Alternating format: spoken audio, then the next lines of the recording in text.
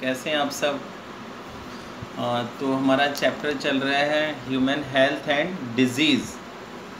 तो इस चैप्टर के अंदर ऑलरेडी हम पढ़ चुके हैं कि जो एक तो हमने पढ़ा है कि मलेरिया डिजीज़ के बारे में, दूसरा हमने पढ़ा है टाइफाइड के बारे में, ठीक है। और हमने डिस्कस किया है। आज जो मैं आपको डिज़ीज़ पढ़ाऊँगा वो भी डिज़ीज़ जैसे मलेरिया था। Malaria is caused bye Plasmodium and you know Plasmodium is a protozoa. और मैंने आपको बताया था इसके दो होस्ट होते हैं, एक तो ह्यूमन है, दूसरा फीमेल एनाफिलिस। तो जो प्लाज्मोडियम है उसका जो sexual phase of life cycle है that is passed inside the female anopheles mosquito, और जो एसेक्सुअल फेज है वो किसके अंदर पास होता है, ह्यूमन के अंदर, right. So we are going to start next protozoan disease that is known as the amoebiasis. And amoebiasis, इसको हम अमीबिक डिसेंट्री भी कहते हैं। And this disease is caused by Entamoeba histolytica. So Entamoeba is also just like amoeba. तो इसका जो infection होता है वो हमारे अंदर कंटेमिनेटेड वाटर या कंटेमिनेटेड फूड से आ सकता है। और इस डिसेंट्री में सबसे बड़ी प्रॉब्लम क्या है कि that person loses clots of blood, उसके खूनी दस्त लग जाते हैं, ठीक है, इन सिंपल लैंग्वेज में अगर आप कहिए। तो अब आप देखिए इसमें क्या क्या आपको प्रॉब्लम फेस करनी पड़ेंगी। तो सिम्टम्स हैं इसके डिज़ीज़ के, कॉन्स्टिपेशन हो सकता है, एब्डोमिनल पेन होगा। कॉन्स्टिपेशन माने कब्ज़, मतलब आप देखते हैं कई बार लोगों को मोशन नहीं आते हैं, एब्डोमिनल पेन हो जाएगा, क्रैम्प्स होंगे, ऐंठन सी होगी, और stool with excess mucus and blood clots. तो ये जो बीमारी है ये फीकस, समझ लीजिए उसके फीकस में आ गई। अब वो फीकस जो है अगर हमारे वाटर को और फूड को कंटेमिनेटेड कर देते हैं तो वो बीमारी हमारे अंदर फैल जाएगी, राइट। तो इसीलिए कहते हैं कि जब भी कुछ खाना खाएं तो उसको प्रॉपर वॉश करके खाएं, प्रॉपर उसको धोकर खाएं अच्छी तरीके से। क्योंकि आप जानते हैं फार्मर्स वगैरह बहुत सारे जो उनके फ्रूट्स होते हैं या वेजिटेबल्स होते हैं उनको सॉइल में रखते हैं और सॉइल के अंदर इसका इन्फेक्शन पाया जाता है, ठीक है। और एक और बात है कि जैसे इसको बीमारी को फैलाता कौन है, इसका वेक्टर जो है वो है हाउस फ्लाई। आप देखते हैं जैसे मैंने कहा किसी को अमीबिक डिसेंट्री हो रही है तो जहाँ भी वो स्टूल रिलीज़ करेगा अगर हाउस फ्लाई उसके ऊपर बैठती है और वो हमारे फूड पे बैठ जाए। आप देखते हैं हमारे सोसाइटी में बहुत सारी चीज़ें खुले बिकती हैं, समोसे वगैरह, तो वो हाउस फ्लाई पहले गंदगी पर बैठ रही है फिर जाकर हमारे खाने की चीज़ों पर बैठ रही है ओपन में, हम उसको खाते हैं और हमारे अंदर इन्फेक्शन हो जाता है। तो बाकी आप खुद पढ़ लेना। नेक्स्ट जो डिज़ीज़ है दैट इज एस्केरियासिस। तो एस्केरियासिस आपने पढ़ा है इस डिज़ीज़ को, it is caused bye Ascaris. Ascaris आप जानते हैं कि ये फाइलम नीमाटोडा का मेंबर है, और आपको याद होगा 11th में मैंने पढ़ाया था कि जो मेल होती है दैट इज लॉन्गर देन, हाँ, मेल छोटा होता है, फीमेल लंबी होती है, और जो मेल होता है वो थोड़ा सा मुड़ा हुआ भी होता है, ठीक है। तो जब मेल और फीमेल अलग अलग होते हैं उस कंडीशन को हम क्या कहते हैं, भूल गए ना, उसको हम डायोसियस कहते हैं, राइट। तो ये यूनिसेक्सुअल है, डायोसियस है, और ये एक पैथोजन है। तो इसको हम आपको बोर्ड प्रैक्टिकल में भी देंगे, तो आप ध्यान रखना। तो एस्केरिस जो पैथोजन है ये आपको बोर्ड प्रैक्टिकल में मिल सकता है, हर साल हम देते हैं।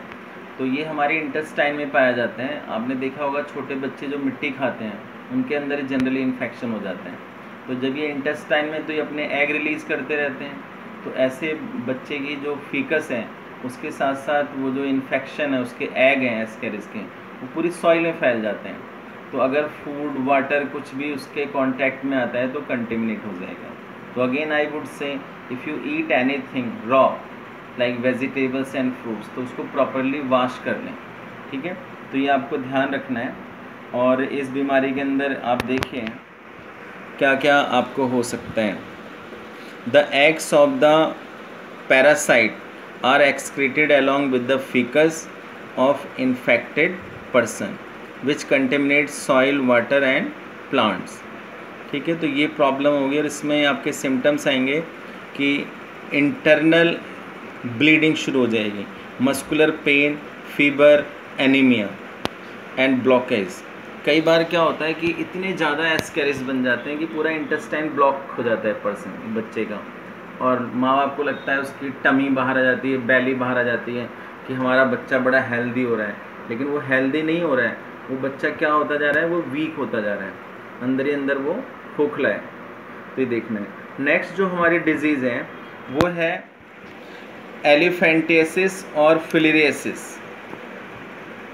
ठीक है, तो this is caused by wuchereria bancrofti and wuchereria malayi. तो इस बीमारी में क्या होता है, इस बीमारी में देखिए इसका वेक्टर भी, इस बीमारी का पहले ध्यान रखिए, एक फीमेल मॉस्क्यूटो है। ठीक है, आपको एक बात तो हमेशा ध्यान रखनी कि जितनी भी बीमारियां उनका जो वेक्टर है वो फीमेल मॉस्क्यूटो ही होता है जनरली, लेकिन एंट अमीबा का मैंने बताया, अमीबाइसिस का वो हाउस फ्लाई है। तो इसके अंदर क्या होता है कि अगर किसी को फिलरेसिस हो रहा है या एलिफेंटियासिस हो रहा है तो उसका सारा जो लिम्फ होता है वो उसके लोअर लिम्स में इकट्ठा हो जाता है। लोअर लिम्स का मतलब ये हुआ कि उसके लेग में और फीट में कई बार उसका जो टेस्टिस वगैरह है वो भी बहुत ज़्यादा एनलार्ज हो जाता है, मीनिंग उसका जो पैर है ना वो हाथी के पैर जैसा हो सकता है। ठीक है, अब सोचिए क्या ऐसा व्यक्ति मूव कर सकते हैं? नहीं कर सकते हैं। अब फिगर में देखिए, ये देखिए इस पर्सन का कितना, देखिए लेग कैसे हो गया, इसका हाथी की तरह हो गया। ठीक, तो नेक्स्ट जो हम इन्फेक्शन पढ़ेंगे वो पढ़ेंगे हम फंगल इन्फेक्शन। तो फंगल इन्फेक्शन जो है, जैसा कि आप देखिए बहुत सारे फंगस हैं, माइक्रोस्पोरम, ट्राइकोफाइटॉन, एपिडर्मोफाइटॉन, तो ये सब इनके इन्फेक्शन होते हैं। तो फंगस आप देखते हैं जनरली हमें जो स्किन से रिलेटेड प्रॉब्लम होती हैं और जहाँ पे स्किन की फोल्डिंग बन जाती है, आप देखिए हमारे ग्रोइन मतलब सेक्स ऑर्गन्स के अराउंड वहाँ भी कई बार क्या होता है, इचिंग होती है, और जो हमारी टोज़ होती हैं उंगलियों के बीच में वहाँ पर भी स्किन कई बार गल जाती है। तो इसके अंदर क्या होता है, आप देखिए बुक में फिगर दिया हुआ है, यहाँ देखिए आप कि हो क्या रहा है इसके अंदर, कि जो स्किन है वो ड्राई हो गई है, स्कैली हो गई है, लेजेस बन गए हैं। ओके, इस तरीके से। तो आप ये बात ध्यान रखिए कि जहाँ भी मॉइस्चर मिलेगा और थोड़ी हीट होगी वहाँ पर फंगस ग्रो करेंगे। तो ये जो फंगस होते हैं they are very harmful for our skin. तो जैसा आपने फिगर में देखा कि इसकी जो चिन है वो ड्राई स्कैली हो गई है, ब्लैक जैसा लग रहा है और बहुत ज़्यादा स्किन प्रॉब्लम हो जाती है। और एक सबसे इम्पोर्टेंट, जैसा ही मैंने बताया कि जहाँ भी फोल्डिंग होंगी अंडर आर्म्स, ग्रोइन या टोज़ के बीच में, वहाँ भी स्किन गलना शुरू हो जाती है। तो ये सारे के सारे इन्फेक्शन जो है वो फंगल इन्फेक्शन है, और कई बार हमारे स्कैल्प पर भी इन्फेक्शन हो जाता है। तो देखिए सबसे बड़ी बात जो हमें ध्यान रखनी है कि हम अपने आप को इन्फेक्शन से कैसे बचाएं। ठीक है, अब देखिए हमें ये समझना है सबसे पहले कि हम इन्फेक्शन से बच कैसे सकते हैं। तो एक तो हमें पर्सनल हाइजीन पे ध्यान रखना है कि हम आपको daily we should take bath, we must brush our teeth. Okay, और कोई भी हम खाना खाएं, रॉ वेजिटेबल्स, फ्रूट्स खाएं तो उनको प्रॉपर वॉश करके खाएं। ठीक है, पानी जो हम पीते हैं तो that should not be contaminated, food also should not be contaminated, और हमारे आसपास गंदगी ना हो। ठीक है, तो जो भी हमारे घर के आसपास जो भी गार्बेज पैदा हो रहा है उसको हम प्रॉपर डिस्पोजल सिस्टम होना चाहिए। ठीक है, और देखिए आप बहुत सारी जो एयरबॉर्न डिजीज़ हैं जैसे निमोनिया है, तो उसमें क्या है कि हमें ऐसे लोग जो पेशेंट होते हैं हमें उनसे कांटेक्ट अवॉइड करना चाहिए। ठीक है, तो जैसे आजकल कोरोना ही चल रहा है तो आप देख रहे हैं लोग बिल्कुल एक दूसरे से शेक हैंड भी नहीं कर रहे हैं, एक दूसरे को टच ही नहीं कर रहे हैं, 6 मीटर की दूरी से या कहते हैं 6 फीट की दूरी से बात करनी चाहिए, और मास्क का भी यूज़ कर रहे हैं। तो हमें इन्फेक्शन से बचना है तो ठीक है।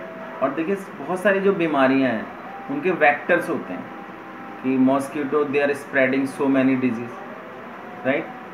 मलेरिया है, आपका चिकनगुनिया है, डेंगू है, तो इनके मॉस्किटो से बचें। पहले लोगों को पता ही नहीं था कि मलेरिया मॉस्किटो से होता है, मलेरिया का इलाज चलता रहता था, मच्छर उन्हें काटते रहते थे। तो ये हमें सोचना है कि सोर्स क्या है डिजीज़ का, इन्फेक्शन कर कौन रहा है। तो अब देखिए मच्छर पैदा कहाँ होते हैं, जहाँ पानी इकट्ठा हो जाते हैं। तो पानी इकट्ठा ना होने दें अपने आसपास, ओके। या जैसे ही मैंने बताया एलिफेंटियासिस, वो भी एक मॉस्किटो के काटने से होता है। डॉग और मंकी के बाइट करने से भी रेबीज़ हो जाता है, तो उससे ही बचना है हमें, कैट भी ना काटे। तो इन्फेक्शन से आप बचें। और जैसे मलेरिया वगैरह या मॉस्किटो से आपको बचना है तो आप क्या करेंगे, आप नेट लगा के सोइए। ओडोमास आती है आजकल, ठीक है, ऑल आउट लगाइए, गुड नाइट लगाइए। मतलब आप अपने आप को प्रोटेक्ट करें, if you want to protect yourself from diseases, right. और ये कहा जाता है prevention is better than cure. एक फ़िश आती है गैम्बूसिया, तो गैम्बूसिया फ़िश को हमें पालना चाहिए वाटर बॉडीज में। ये क्या करती है, ये उसके जो लार्वा होते हैं ना मॉस्किटो के, उनको खा जाते हैं। तो अगर आप इस फ़िश को पालते हैं तो ये मॉस्किटो के लार्वा को ख़त्म कर देगी। और कहीं भी पानी स्टोर हो रहा हो तो आपने सुना होगा कि वहाँ हमें थोड़ा पेट्रोल या केरोसिन ऑयल डाल दें तो वहाँ मॉस्किटो ग्रो, मतलब उनका ब्रीडिंग बंद हो जाता है, क्योंकि ऑक्सीजन सप्लाई इज स्टॉप। तो ये सबसे इम्पोर्टेंट बात है, ठीक। तो हम मतलब हमें देखना है कि how we can protect our cells from infection. एक और तरीका है डिजीज़ से बचने का, वैक्सीनेशन, इम्यूनाइजेशन प्रोग्राम। आपने सुना होगा कि जैसे आपने किसी बच्चे को पोलियो ड्रॉप पिला दी तो उसे पोलियो नहीं होगा, राइट।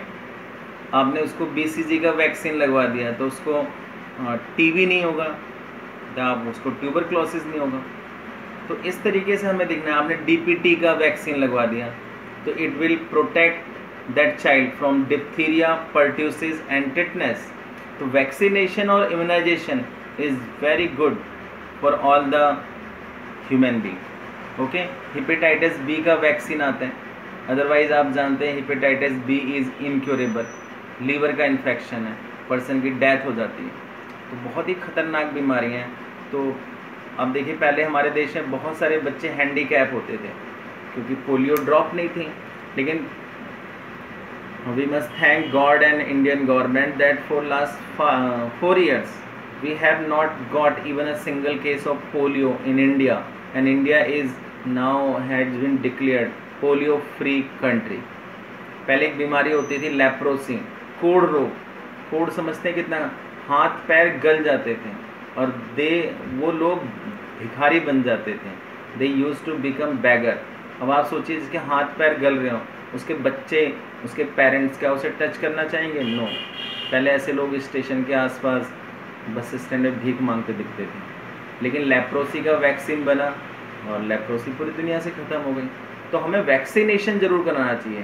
तो जैसे ही बच्चा पैदा होता है, आप देखते हैं वहाँ पे एक कार्ड बनता है हॉस्पिटल में, और उस कार्ड में पूरा लिखा रहता है वैक्सीनेशन प्रोग्राम कि कब, किस एज में उसका किस डिज़ीज़ का वैक्सीन लगना है, उसका बूस्टर कब लगना है, राइट। चलिए अब देखिए, हमें गॉड ने हमारे अंदर खुद बीमारियों से लड़ने की क्षमता दी है और उस पावर को हम कहते हैं इम्यूनिटी, राइट। तो आप देखिए इम्यूनिटी क्या होती है।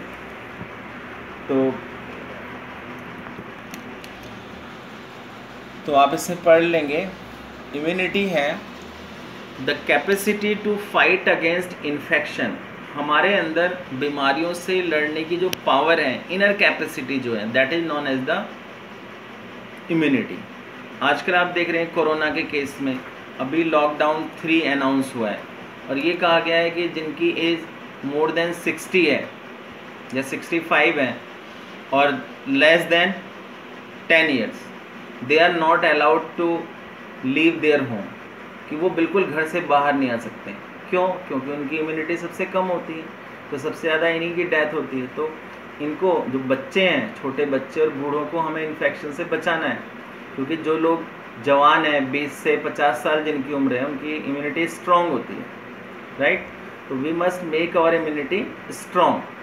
हमें ऐसी डाइट लेनी चाहिए, ठीक है, हमें आंवला वगैरह खाना चाहिए और बहुत सारी चीज़ें हैं, और we must boost up our immunity. तो देखिए इम्यूनिटी 2 टाइप की होती है, एक है इन्नेट इम्यूनिटी और एक है एक्वायर्ड। इन्नेट का मतलब होता है जन्म से जो इम्यूनिटी मिलती है हमें, एंड जन्म से मतलब this immunity is not specific, this is non specific immunity. और देखिए ये 4 टाइप की होती है कि हमारी बॉडी में किस तरीके से बैरियर्स दिए हैं नेचर ने कि हम अपने आप को बीमारी से बचा सकते हैं। तो देखिए फर्स्ट जो बैरियर है दैट इज फिजिकल बैरियर। तो फिजिकल बैरियर में क्या है, फिजिकल बैरियर में क्या है आप देखिए, सबसे पहले हमारी बॉडी में चारों ओर स्किन है, क्लियर। तो स्किन क्या करती है, वो हमारी बॉडी के अंदर कोई भी पैथोजन, कोई भी जर्म इजीली एंटर नहीं कर सकता है। तो skin is protecting our cells. या हमारी बॉडी के अंदर जो भी पोर्स हैं, सपोज नोज है तो, या यूरिनोजेनाइटल एपर्चर है, तो इनमें क्या है, या रेस्पिरेटरी सिस्टम है, इनमें म्यूकस की कोटिंग है। म्यूकस की कोटिंग से क्या हुआ कि कोई भी अगर डस्ट है या जर्म्स अंदर जा रहे हैं तो वो म्यूकस उनको बाहर ही कैप्चर कर लेता है, और जो हार्मफुल पैथोजन है they are not allowed to enter inside the body.